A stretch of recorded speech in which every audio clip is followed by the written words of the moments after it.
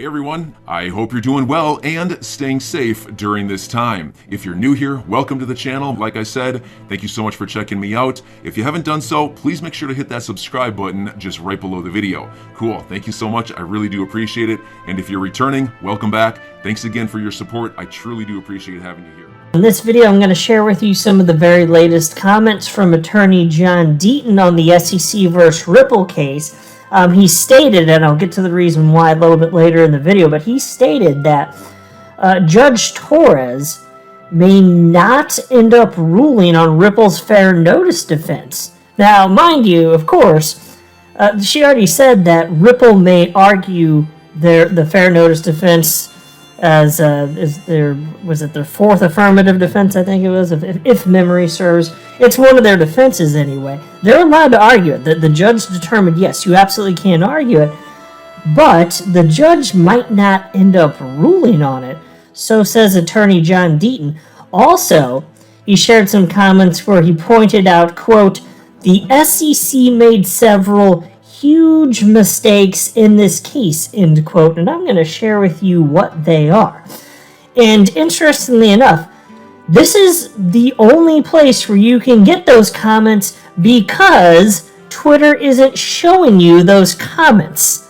I'll explain what I mean in just a hot second here. But before going further, I do want to be clear, I do not have a legal or financial background of any kind. I am not offering legal or financial advice. And you definitely should not buy or sell anything, because if anything I say are right, I'm just an enthusiast who enjoys making YouTube videos about crypto-related topics, but just as a hobby and just for fun. So what got this all kicked off? Well, there was a tweet from my fellow XRP YouTuber, the Digital Asset Investor, who wrote the following. Friday reminder. The SEC is being sued by 66,000 plus XRP holders that it claims to be suing Ripple to protect. What has happened to the United States of America? And indeed, the point is never lost on me. It's completely absurd that they're, quote-unquote, protecting us. If you're protecting us, why are so many of us furious over this alleged protection? It's completely absurd, and I love it though. This is one of the best things I think that could happen to the SEC versus Ripple case. John Deaton jumping in and putting this all together, because it paints a crystal clear picture for both Judge Netburn and Judge Torres that something's not right here. This is not normal. This has never happened in the history of the SEC. I kid you not. There's never been an instance where the SEC sues somebody for doing something that was allegedly illegal that they weren't supposed to do, and then tens of thousands of people come rally together and ask to be sued so that they can have a say in this. That has never happened before. It's astonishing. And so anyway, attorney John Deaton responded to that, and he wrote the following. The SEC objected to XRP holders even being heard by the court. If the lawsuit was filed by the SEC for the benefit of XRP holders, why wouldn't the SEC want the court to hear our perspective and concerns? Unless, of course, the lawsuit wasn't filed for us. Ding, ding, ding, exactly. And that's another thing that the judges can see through very clearly. And then there was an XRP community member that responded to John Deaton named Crypto Duke, and he wrote the following. John, I believe the SEC screwed up big time by initially taking the position that the speech was not official guidance. I'll just pause to note what he's referencing there, of course, is William Hindman's, former director William Hindman's Ethereum free pass speech, which of course he gave on June 14th of 2018. He says again, I believe SEC screwed up big time by initially taking the position that the speech was not official guidance. Not only did it open up the 63 emails for discovery, but if the speech was not guidance, what was? So their position helps the fair notice defense. Agree? Question mark. So that's a legitimate point, which I've brought up many times indeed. Had the SEC said, yeah, this is an official position, these emails, which we really, really want, because it would ruin their case in all likelihood, or at least if they don't hand them over, result in settlement. So we're actually kind of happy in a way that this is how it went down. But had they argued that this was official decree, they still would have had a problem. If they said that the Billy Boy Hedman Ethereum free pass speech was official guidance, well, then then what would Ripple's team do? Their legal team would say, okay, well, if that's the metric we're going by, here's why. From a technical perspective, XRP is even more decentralized than Ethereum, which means that there is not a common enterprise. Bam, case closed. So either way, they're stuck. So it's like, what's the lesser of two evils? Like, they never should have brought this case against Ripple, but they're a bunch of idiot asshats, and so like, it is what it is, you know.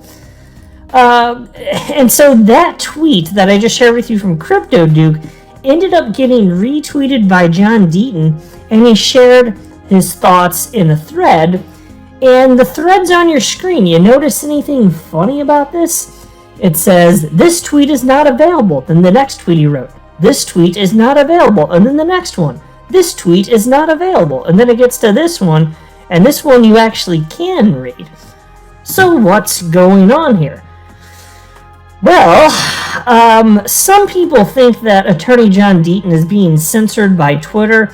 That's not where my brain went immediately, because I'll tell you what, if Twitter doesn't want you on their platform, they are not afraid to suspend people, which means that the account's terminated. It's a kind way for saying your account is terminated forever. If your account is suspended, it's a softer word, but it means your account is terminated forever.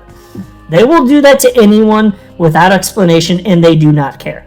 So they're not going to go jump through hoops to make it look like we still want him here, but we're just going to censor him. No. I mean, there's such a thing as shadow banning. I'm not pretending that's not real, but they've never done this. I think this is a technical glitch, to be honest with you.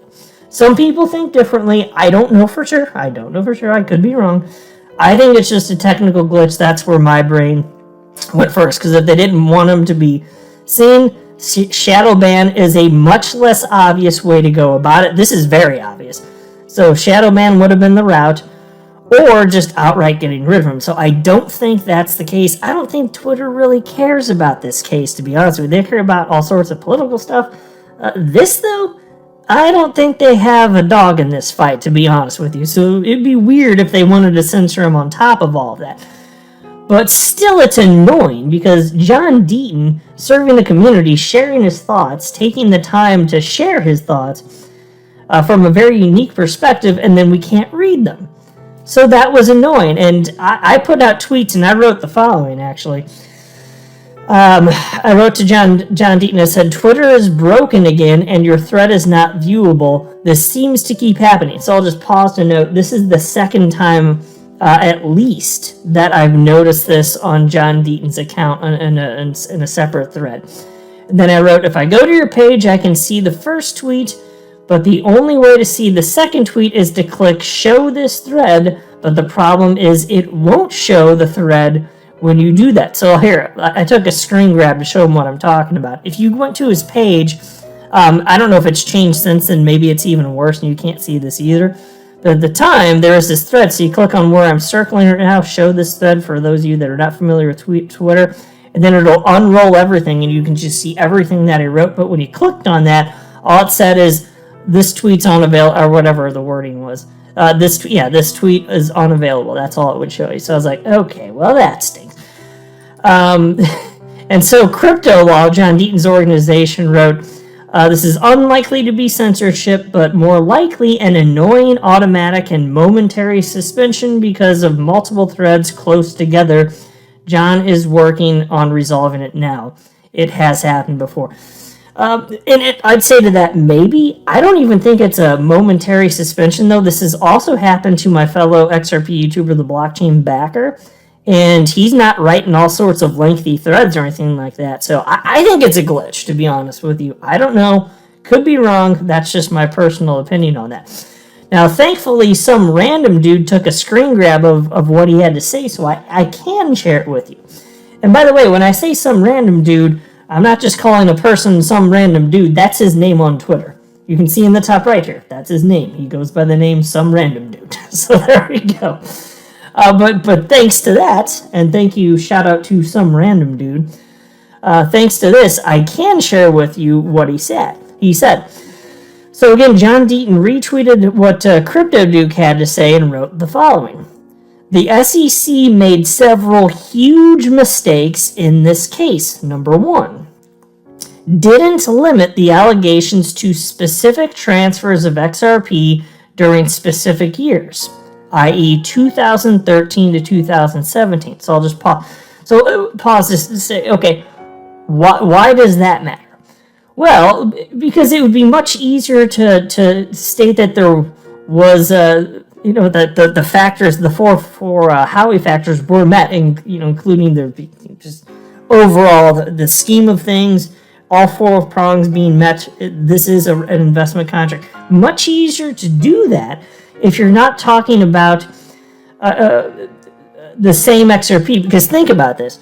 Back in 2013, and again, I'm not saying that the SEC would win on this front. I'm just saying it would be easier for them because the XRP ledger unquestionably was not as decentralized as it is today. And that's important because that goes to one of the prongs, a crucial prong, the idea of whether or not there's a common enterprise. So by going from 2013 on up until the point of when they filed that lawsuit, much harder to make that point. Much harder to make that argument. So they would have had much greater odds of success had they just been more narrow. But they're just so overly zealous about this and so arrogant. They think they can just do whatever they want, and it's crippling them. So that's why John Deaton's labeled that as a huge mistake by the SEC in this case. Number two. That mistake forced them to allege the token itself is a security per se, which, in essence, attacked individual XRP holders. Yeah, so pause. Why does that matter? Because we're all here now. Now there's over 66,000 XRP holders like, I'm sorry, what it is you said, bitch? And now we're all coming at them, and Judge Torres allowed John Deaton to represent them within this case. That's astonishing, amazing, and I'm so thankful for that, by the way. I do think, to this point anyway, we have lucked out with the judges that we have on this case, frankly. Number three. Suing Brad Garlinghouse and Chris Larson individually, even though fraud or misrepresentation isn't alleged, forcing the SEC to meet a much higher burden of proof to establish the executives were reckless in not knowing XRP was a security, despite the SEC itself not knowing. Yeah, I've talked about that ad nauseum, and I'm thankful for that as well. I mean, I'm not happy that Brad and Chris have to go through that. Don't get me wrong. I'm just saying. What I'm saying is, since they did that, I'm happy that it's damaging their case. To be precise on that. And then number four. Check this out. Worried about Ripple's fair notice defense, the SEC tried to be cute and called Hinman's speech his personal opinion only, which waived any invocation of the deliberative process privilege. Why were these rookie and glaring prosecutorial mistakes made by such smart lawyers? Haven't I said this so many times in so many words? It's like amateur hour here over at the SEC, like, do you even lawyer, brah? Because I'm not sure you lawyer, brah. Not looking so hot. And I'm glad that the clowns that they've got representing the SEC, I wouldn't have it any other way. They're not doing well. They speak out of both sides of their mouth. They contradict themselves. Judge Netburn just called them out the other day. It's just fantastic. I mean, it's really a sight to behold. So for all of you that have been following along, but it truly is astonishing. And I'm sorry for the rest of the world that isn't in this and doesn't know exactly what they're missing. The level of absurdity is truly impressive here.